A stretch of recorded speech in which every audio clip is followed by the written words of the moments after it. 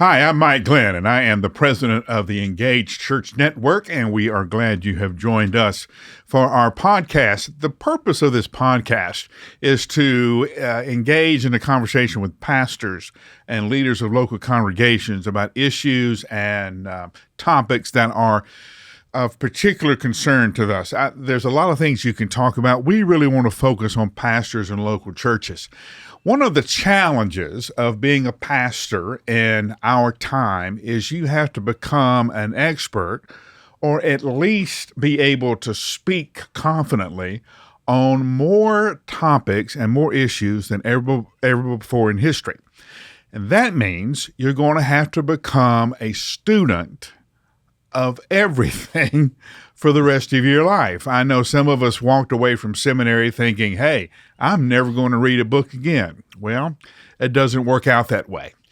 We have to discipline ourselves to become lifelong learners. Joining me today is my good friend Darrell Gwaltney, who in full disclosure here is also the chairman of the board of the Engaged Church Network. He showed up late for a meeting and, either be present or be president. You guys know how that goes.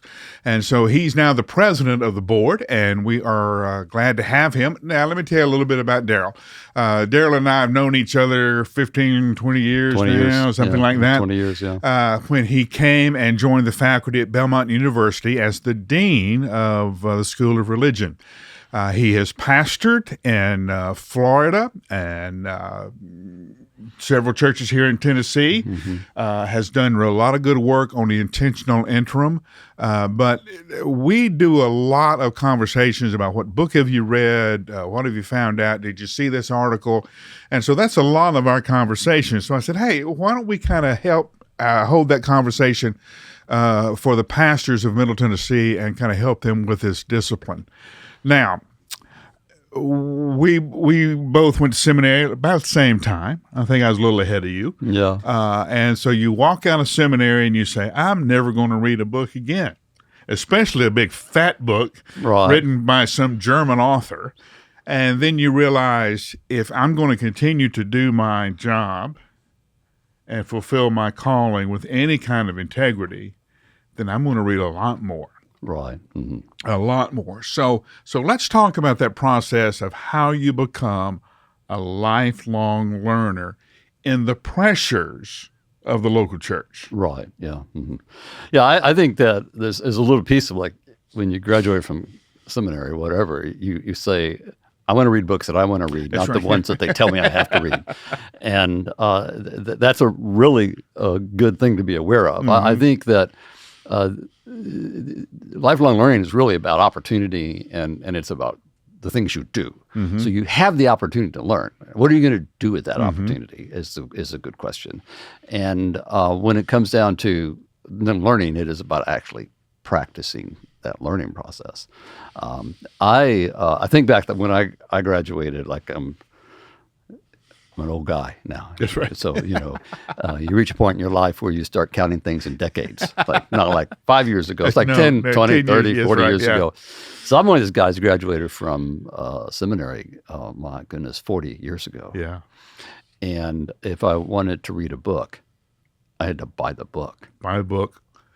Or go to the library. To go to the library. And hope a doctoral student had checked it out. Yeah. And I want to take a class, I had to go to a school and sit in the classroom. And none of that's true now.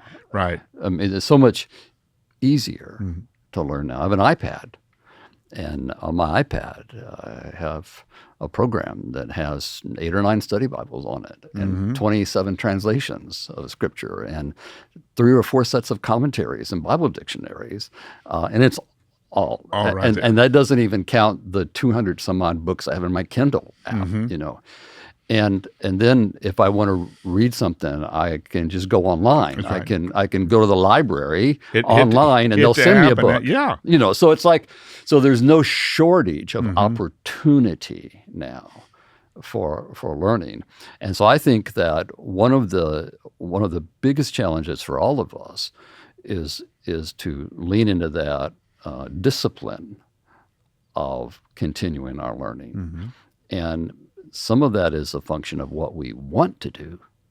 Like what do we curious about doing. Mm-hmm. Like I said, 40 years ago, I finished my theological education.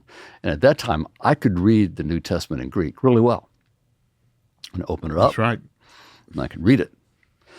And I didn't keep the discipline when I graduated from school, when I had professors asking me to translate for tests. Yeah, didn't keep up the practice. Yeah, I didn't keep up the practice of it, the discipline of reading all the time. Mm-hmm. And so I lost it. Mm-hmm. And I kept like, okay, I'm going to learn it again. I kept doing that over the years. And finally, about 3 years ago, I made a commitment to myself. I'm going to regain my Greek skills. And I began doing a daily online thing called Daily Dose of Greek. And 5 minutes a day, I read a little Greek.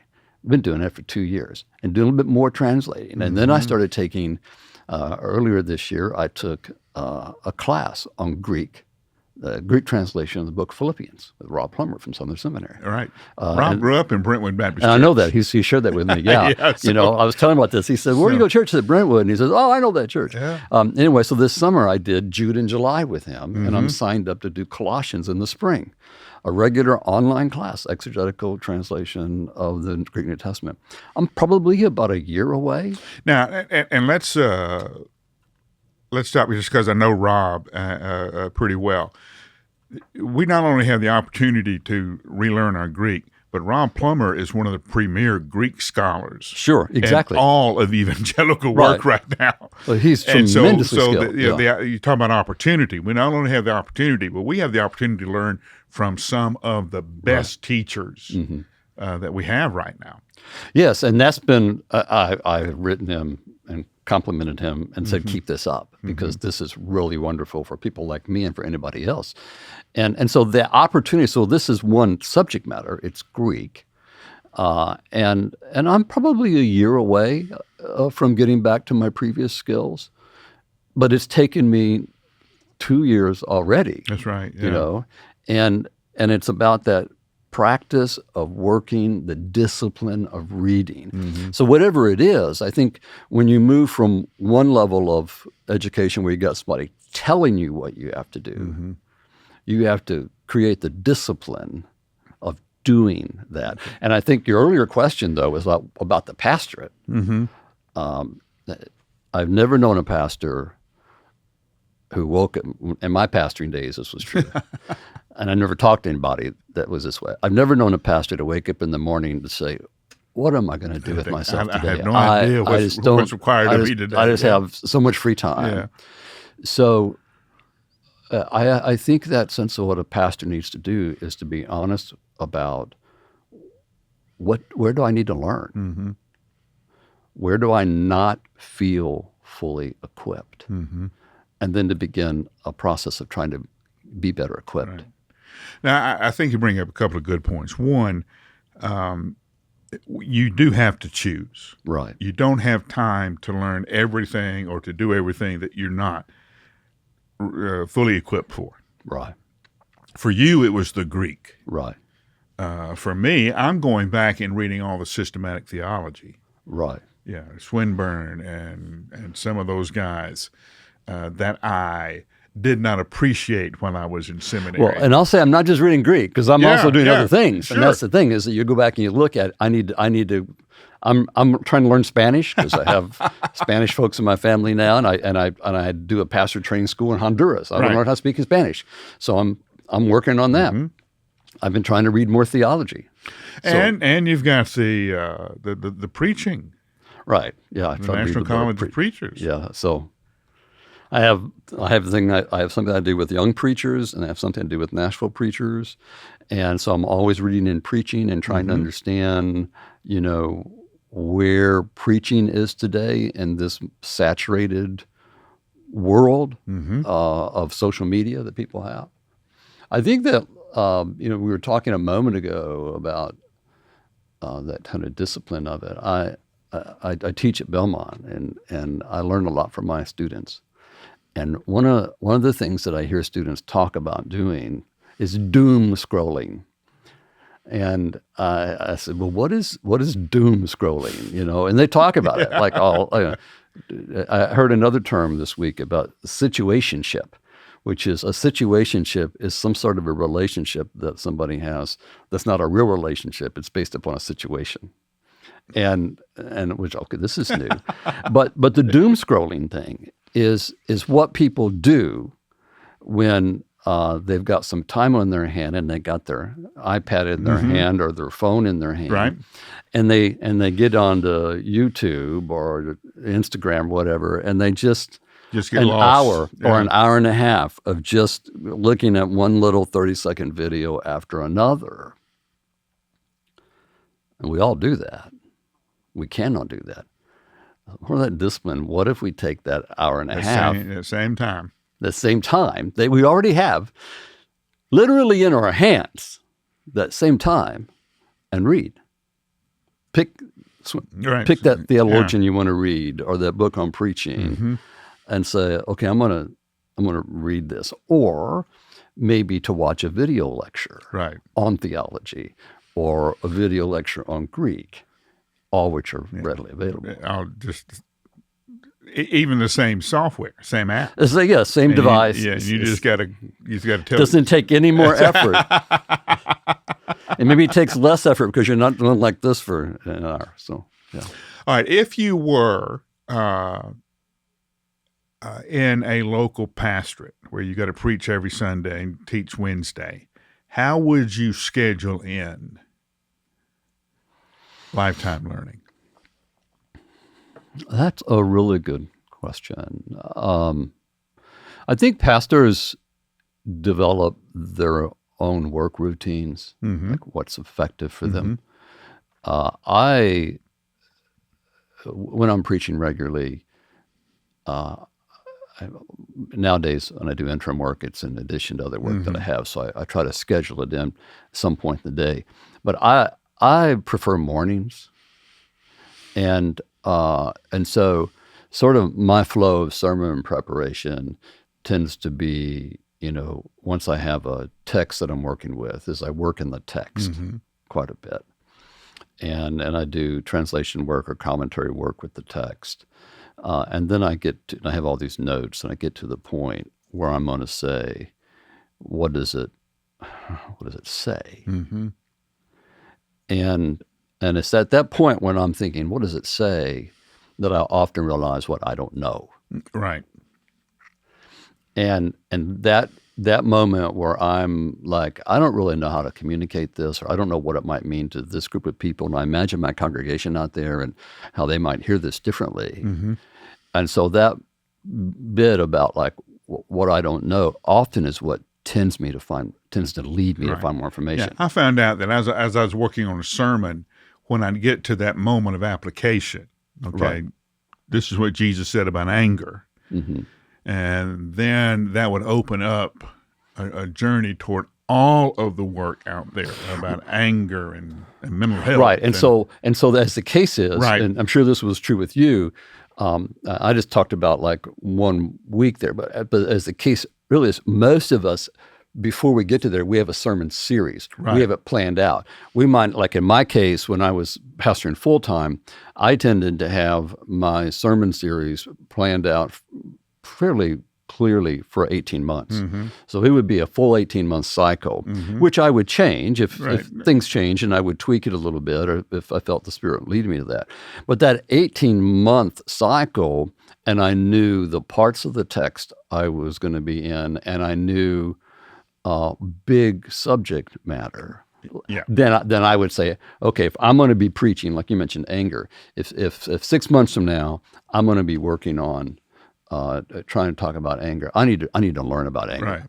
And so then what I would be doing in my regular week, while I'm working on my regular sermon, I would set aside some time to be reading in a subject matter that I knew I might not need to speak to it for 3 months. But I'm beginning to read in that. And then with the opportunities we have today, when I have a book that I'm reading on my iPad, or actual physical book in my hand, and I notice something, and maybe the author refers to something else, then I will chase that rabbit.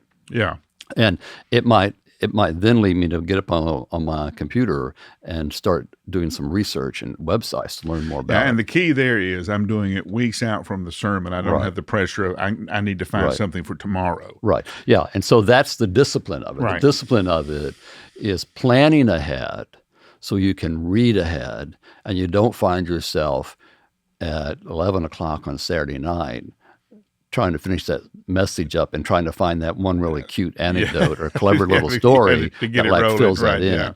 Because if you read ahead, you find those things. Oh, yeah. If you got your sermons planned out, the illustrations will fall into you. And what also happens is that when you plan ahead and you read ahead, it tunes your ears ahead. And so it's really fascinating to me about how if you're reading ahead and you're working on something else, but if you're reading ahead in the way your subconscious works, you'll hear somebody say something somewhere. Or you'll be watching something on TV, and it's like, oh, wait a minute, I got to write that down. Right. That I might be able to use that 3 months from now, but that's a great line. Yeah. And so I do that a lot. I'll actually pull my phone out and I go to the notes thing and I type in like this movie. Check. Well, check you know, this the quote. old preachers used to tell you all the time, carry around a notepad. Yeah, or this a is our card, notepad. and so you could write it down. Now the phone does. Yeah, and so it's just that kind of lifelong learning piece is about continuing to discipline your mind to be thoughtful about the things you hope to say. And if you preach every week, well, you're in a conversation that's weekly, monthly. And so don't discount how much you're communicating and how that builds up, how that stores up over the weeks and months and years. Right, because I think the really important thing to imagine is that when I teach preaching to my students, I tell them that the word for preaching, homiletics, comes from the Greek word, which means conversation. And so it's really important for us to remember that when we're preaching, we're in conversation with the folks with us. Now, they're not talking back to us. Sometimes they'll say amen, but it's not a conversation like this. Or yawn loudly. But what we want to keep in mind, though, is that in the same way that we've been thinking about this sermon and praying over it and listening to our heart and the spirit, and we've been reading ahead and looking and listening. And we've been doing all of that till we come to a point we can share with people. It's important to remember that the folks with whom we are having that conversation are doing the same thing every week. That's right. They're watching the news. They're reading things online. They're talking to their friends. They're reading books. And so if we're thoughtful of that larger conversation, and that's why it's really important for us, we use the illustration of anger. It's really important for us if we're doing, let's say, a series on anger, and we recognize there's something going on in our culture that's not explicitly about anger, but it's a byproduct of anger, then we need to equip ourselves about that too, because that's the thing that our congregation are listening to. Brilliant, yeah. And so we want to enter into that conversation with them, informed by our learning about anger, so we can interpret that for them in the light of the biblical text. That for me is the thing that's really exciting about preaching, to do that. And if you're waiting until Saturday night to do that, you don't do it very well. It's impossible. Yeah. Well, we'll have to bring you back, hear what you're learning on preaching. Lifelong learner, what books should every pastor read? Oh, my. I think rather than, like, say, specific books, what I try to do is suggest kinds of books to read, okay? So I think preaching. I think every pastor should be finding a book about preaching and to read regularly. And back to the thing I mentioned before, like about being disciplined in reading and being curious about reading. I think also you need to read with humility and read somebody that you may not agree with them. So I think that extends to books on preaching. Read what people are saying about preaching. I have found it really, really instructive to read biographies. and historical biographies. Right. As an example, just week before last, I finished a book, and none of these are like books, an endorsement, so to speak, but like an impactful book for me. I read a book by a guy named, I think, Darrell, named Demon of Unrest. And it was about the like 6 months leading up from the election of Abraham Lincoln to the firing of Fort Sumter. Mm-hmm. Okay? And it was absolutely fascinating, and it felt like I was reading today's news. Yeah. Because the parallels between what was happening in our country in the 1860s, before the start of the Civil War, and the firing of Fort Sumter sounded like the communication, the political conflict, was so similar. So I think reading historical books, I think reading biographies give us insight into the human condition. Because we haven't changed. No, people haven't changed. Not at all. I like to read books as well on what we might call behavioral economics, which is why people make the decisions they make. Right. We like to think that people make decisions because they're informed. Current studies are showing that's not necessarily true. I read a really scary book a year ago called I think it's called The Chaos Machine, mm-hmm. And it's about how social media works. Oh, Google and Facebook. Yeah, any of the reading you do on social media will and so sober you up pretty quick. And I've just recently bought a book that should come tomorrow, actually, thanks to the folks that deliver books to our doorstep, on artificial intelligence. Mm-hmm. And it's written by Eric Schmidt, who founded Google, mm-hmm. And an MIT scientist, and I forget the other guy at the moment. But I mean, because I want to, everybody's talking about AI. Yeah. I need to understand AI better. So I think that the books that pastors should be reading are books that are going to inform their understanding of the world that they live in and has come before, mm-hmm. Inform their opinion about significant leaders and how they made those decisions.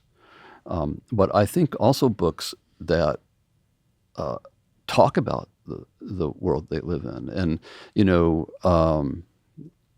there's lots of books that, and websites and blogs mm-hmm. that will give you some insight into different things like behavioral economics and economics. Mm-hmm. I think understanding economics, politics is scary these days, but I think it's good for us to read in that realm as well. And so I think that's what I would say. I mean, I think that there are a lot of books out there, and a book that appeals to me may be a reflection of where I am in my lifelong learning. Yeah. And what I'm trying to address. And so what I encourage people... And what you're dealing with in the moment that we may not know about. Yeah. And so, I mean, there are things that I read a book, one of the best books that I've read in this last year. It's about the Apple II computer. And this computer professor, history of computers professor in the University of Chicago, wrote this book about how the Apple II computer changed the world and software involved. Now, many of your listeners won't care about that at all, but it was like reading my life history because I went to college to do computer science. We remember. That's when Apple II. Yeah. And it was like I was reading this book and it was like, I remember that. That's exactly how I felt. And I was able to recognize that book really informed it helped me to understand who I am today because it was explaining a formative piece of my own personal history. Yeah. Now, a lot of folks don't care about that. No. But that's the reason I say I think the books that we find can be really selective based upon where we are in our life journey. But the reading is important. So much good stuff. Let's see if we can't recap. One, I hate to tell you this, but you're going to be a lifelong learner. Yes. You will be engaged in some kind of learning out of your own curiosity, out of what your church needs, out of what you're going through personally. We live in a time where we have extraordinary resources available to us through the web, through publishing, on and on the list goes. You can find insights from experts from all over the world. But I think a couple of things that Darrell said are key. One, stay curious. If there's a question you have, if there's something you want to know more about, go ahead and feel the freedom to chase that rabbit and just go all the way down that rabbit hole, knowing that as you go on that journey, you're going to find other things that pique your interest and that inform you. Stay humble. Know that we don't know everything there is to know and never will. I mean, there's that old saying that we learned in the history books that it was a time for a Renaissance man that during that time that one guy could literally know everything there was to know. That is certainly not our case anymore. So stay humble. And the last thing is stay patient. You're not going to achieve all that you want to achieve overnight. You heard Darrell talk about relearning his Greek skills and how that's now, a 3-year journey? Yeah, at least. That you're on, and that will continue. So stay patient. But listen, God has an incredible world where he reveals himself in all kinds of ways, and he wants you to be part of that. And that includes and happens through being a lifelong learner. I'm grateful for Darrell Gwaltney being here. I'm Mike Glenn, and this is the Engaged Church Network. So thanks for joining us. Thank you.